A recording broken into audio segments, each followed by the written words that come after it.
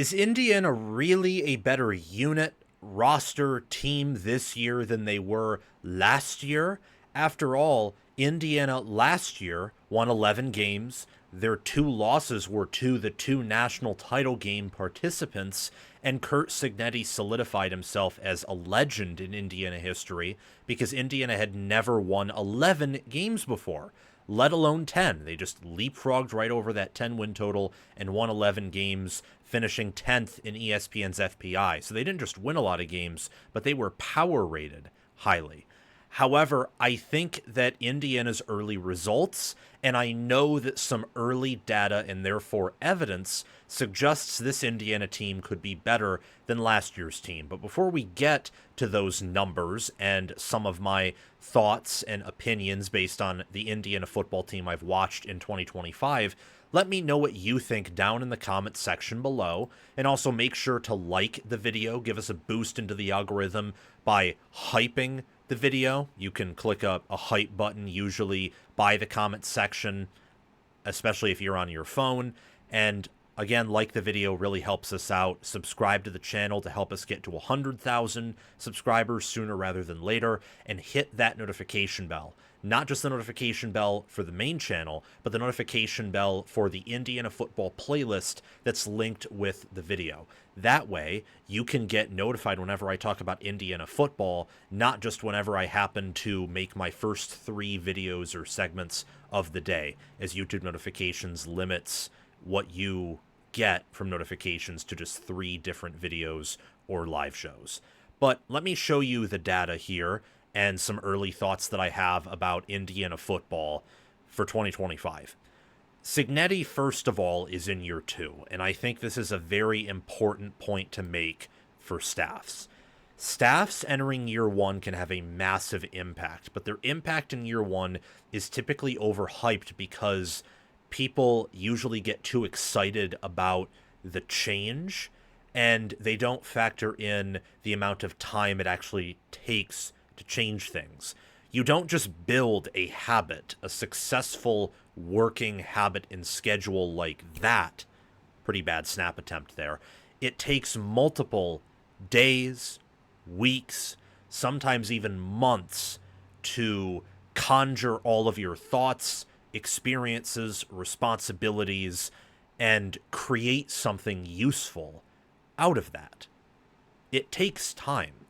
And in a world, a college football world, where you have to recruit and retain your roster, make sure they're being paid properly, manage them, manage your staff, it is a 24/7, 365 day job.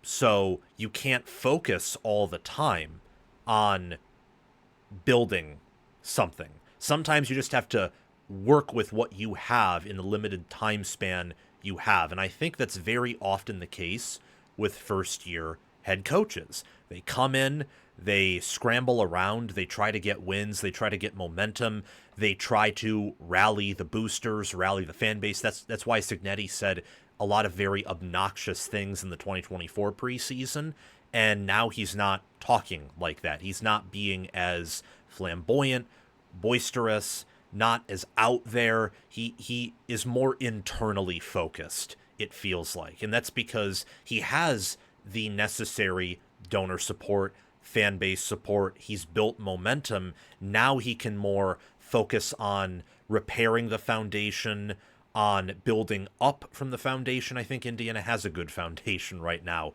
as showcased by the fact that Cignetti is 15-2 so far through his 2 seasons at Indiana. You also have Bryant Haines in year 2. You have Mike Shanahan in year 2. You have Bob Bostad, the O-line coach, in year 3. You have a bunch of wonderful other offensive and defensive staffers in mostly year 2. Chandler Whitmer, the quarterback's coach, is one of the few staffers who's just in his first year. I think he's the only staffer in year 1. Everyone else is in year 2, or Bostad's in year 3. So Indiana has a lot more continuity this year than they did last year. That also goes with the current roster makeup. Indiana once again brought in a ton of transfers, but their transfer portal class was filled this time around with more talented players, and they returned more key starters this year than Indiana did last year. They have more NFL players on top of having a more cohesive staff and roster. So Fernando Mendoza is already getting round one, pick one hype, and that's very understandable because in his performance against Illinois, he looked better than Curtis Rourke could dream himself looking or dream himself performing. That was a phenomenal game. I don't care who you play against or that Illinois' secondary was a little bit dinged up. Illinois' secondary dinged up, I think, is better than the vast majority, if not all, of group of 5, group of 6 secondaries, and probably still a little bit better than some power 4 secondaries. And he still had to play some of those starters pretty early. He had zip on the ball. He had great anticipation, poise, went through his reads.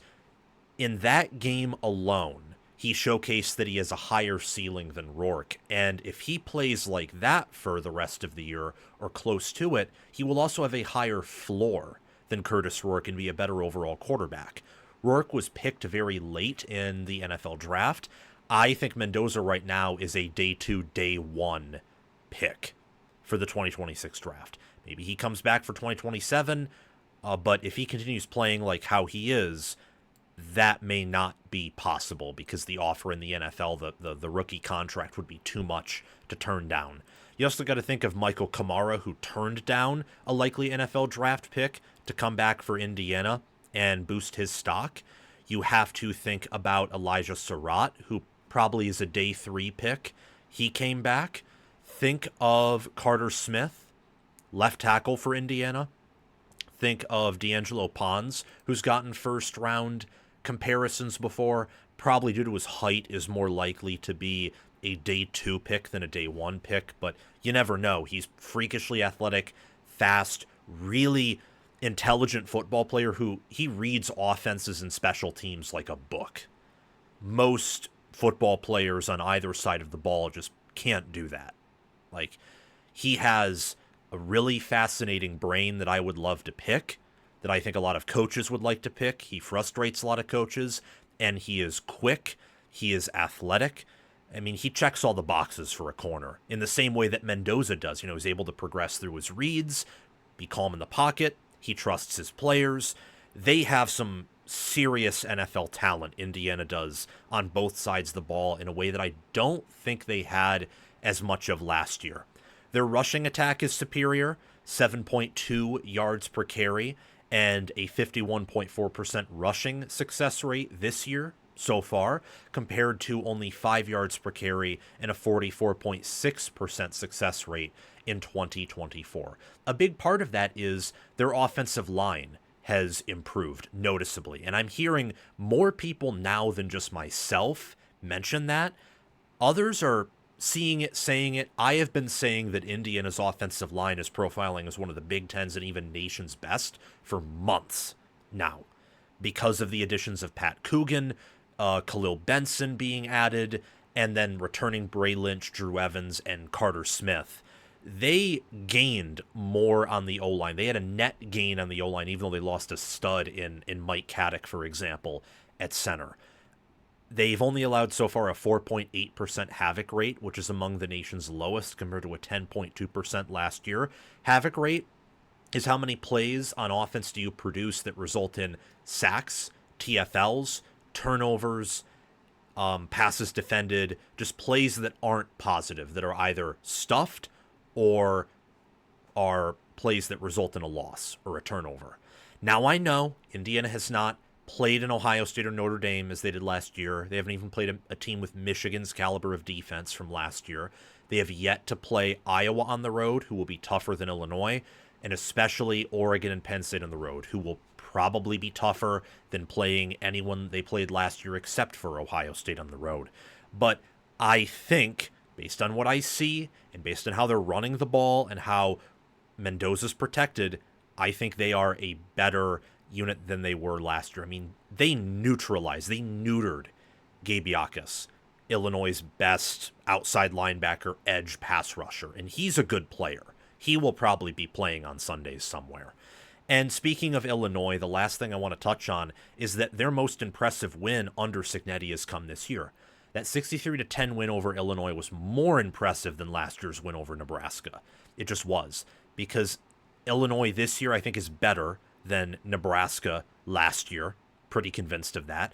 I think Illinois this year is better coached than Nebraska was last year. I also believe that, look, how do I put this?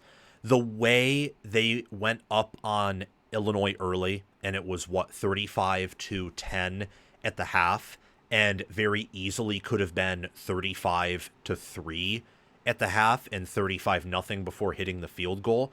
Whereas last year against Nebraska had a fumble in the red zone. They had a sustainable drive that went for a touchdown in the first or second quarter. Indiana looked much cleaner against this Illinois team at home in a big spot, and against a better Illinois team than who Nebraska was last year, than last year's Indiana team looked against an inferior Nebraska squadron relative to this Illinois team. So they played a better team in this spot, a similar spot, and yet they looked bigger, faster, stronger, and sharper against said better team than they did last year against the inferior competition. I think that is a mark of a team that is improving. So to answer the question I posed at the beginning, I do think Indiana is a better team than they were last year, but only time will tell. I want to see how they play against Oregon, how they play against Penn State. I want to see how they play against Iowa in a tough environment on the road. Last year, outside of that Ohio State game, Indiana did not have a test like going to Kinnick Stadium and playing a good Iowa team as this Indiana team does. So there's a lot of tests on the schedule remaining for the Hoosiers, but I think this is a college football playoff team. I think unlike last year's team, this team can probably win a playoff game or two. 3 might be stretching it, but they can go further in the postseason. They could even compete for maybe a Big Ten championship. That's why their odds are up there with Michigan's and USC's to win the Big Ten now. The sports books even view this team as a possible dark horse Big Ten contender and certainly a college football playoff contender. Thank you for watching. Make sure to like, subscribe, hit the bell, and comment your thoughts down below. I will see you all very soon. Have a fantastic day.